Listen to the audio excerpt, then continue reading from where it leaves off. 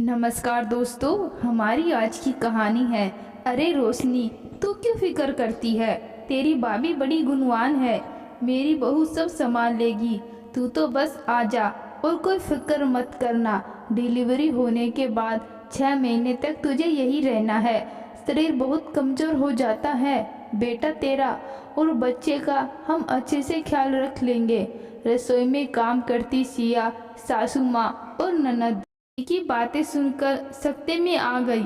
लगभग 2 महीने पहले ही तो ऑपरेशन से बेटी हुई है। 20 दिन बाद नामकरण कराकर सासू माँ ने सारा घर-बार उसी के हाथों में सौंप दिया। नवजात बच्ची के साथ किसी तरह सब कुछ संभाल रही है, लेकिन अब 6 महीने की गर्भवती ननद के आने पर क्या होगा।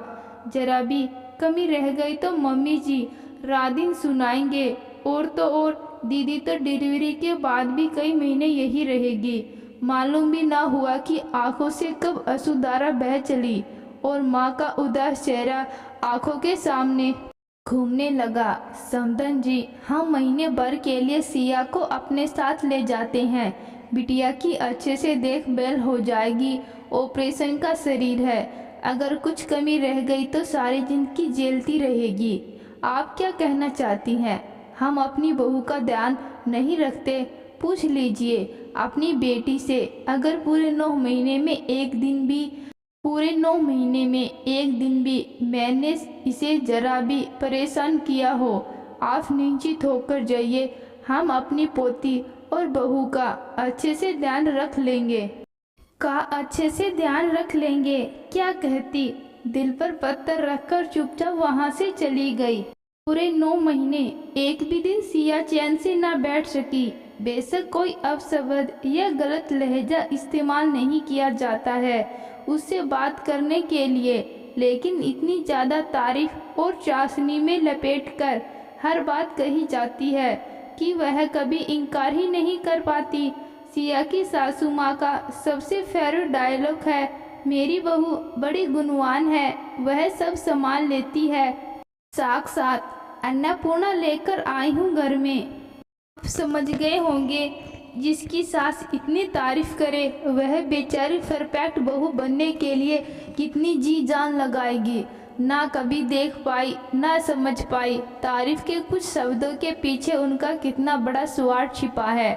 जब चाहे सासू माँ अपनी मित्र मंडली को बुलाकर चाय नाश्ता करवाती है, या जब चाहे ननद नंदोई बिना किसी सूचना के आ धमकते। और तो और ननद के ससुराल में कोई भी आयोजन होता तो सिया को अपनी ननद के साथ 4-5 दिन पहले ही जाना होता। एक तो ससुराल, वो भी ननद का, वहाँ पर तो मिनट भर बैठना भी नसीब ना होता।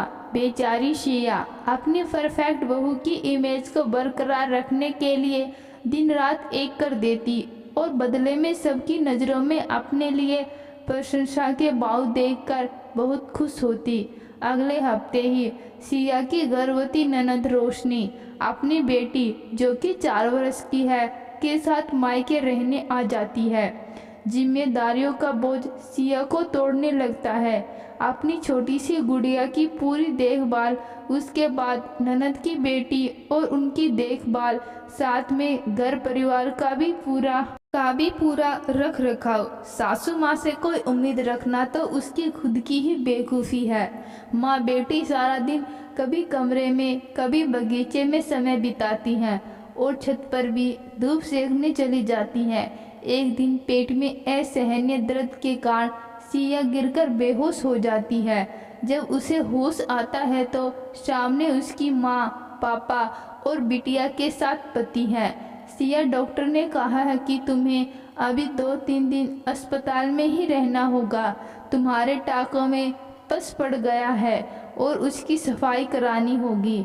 गुड़िया को तुम दूध नहीं पिला सकती। सिया के पति सिया की माँ की तरफ मुताफिक होकर, मम्मी जी आप गुड़िया को अपने साथ रख लीजिए, यहाँ अस्पताल में मैं सब संभाल लूँगा। ठीक है बेटा, जैसे भी जरूरत हो बस आप फ़ोन कर देना, इसके पापा के हाथ खाना भिजवाती रहूँगी। सुनिए, गुड़िया को मम्मी जी के पास छोड़ दीजिए, मम्मी मेरे पास होगी तो थोड़ा ठीक लगेगा। दीदी और मम्मी जी मिलकर गुड़िया का ध्यान रख लेंगे। सिया, कैसी बातें करती हो तुम? एक तो अपना ख्याल नहीं रखा, बेकार का खर्चा करवा रही हो, इतनी मुश्किल में डाल दिया। ऑफिस से छुट्टी लेनी पड़ रही है मुझे, घर पर दीदी आई हुई है। अब बेचारी मेरी माँ अकेली, दीदी का, उनकी बेटी का, उनके होने वाले बच्चे का और साथ में तुम्हारी बच्ची का भी, सबका कैसे ख्याल रखेगी? कुछ तो कॉमन सेंस की बात रखो। अस्पताल का कॉमन रूम जहाँ पर और भी लोग भर्ती थे, ऐसे जगह पर सिया का पति पूरे आक्रोश के साथ गुस्से में उस पर चिल्ला रहा था, मानो सिया ने जानबूझकर अपनी ऐसी हालत बनाई हो। सिया 4 दिन अस्पताल में रही, लेकिन मम्मी जी ने ना कोई फ़ोन किया और ना ही मम्मी जी और दीदी मिलने आई। अस्पताल से छुट्टी लेकर जब घर पहुंची, बहू कर लिया आराम अस्पताल में। 3 साल से मैं हर किसी को यही कहती रही, मेरी बहू बहुत गुणवान है, सब संभाल लेगी, लेकिन तुमने तो हद ही कर दी। तुम्हारी ननद यहाँ पर ऐसी हालत में अपनी सेवा कराने आई और तुम तो खुद ही अस्पताल में जाकर भर्ती हो गई। अरे साफ सफाई और बर्तन के लिए तो हमने काम वाली रखी है, लोगों के घरों में तो सारे काम बहुएं करती हैं, फिर भी नहीं जाने कैसे तुमने अपने टाकों में पस भर लिया। अरे कैसी माँ हो तुम, अपने बच्चे का ख्याल नहीं आया। इतनी छोटी बच्ची को ऊपर का दूध पीना पड़ रहा है और अभी न जाने कितने दिन और पीना होगा। मुन्ना, तू अभी गुड़िया को यहाँ लेकर मत आना, रहने दे उसे अपनी नानी के पास। वो उसे दूध तो पिला नहीं सकती, बस उसके बहाने कमरे में आराम ही करती रहेगी। सिया ने कोई जवाब नहीं दिया और सीधे अपने कमरे में चली गई। सासू माँ पीछे से गुस्से में और भी ज़्यादा बड़बड़ाती रही। लगभग आधे घंटे बाद सिया अपना ट्रॉली बैग खिसकाते हुए कमरे से बाहर आई। कहाँ चल दी तुम अब?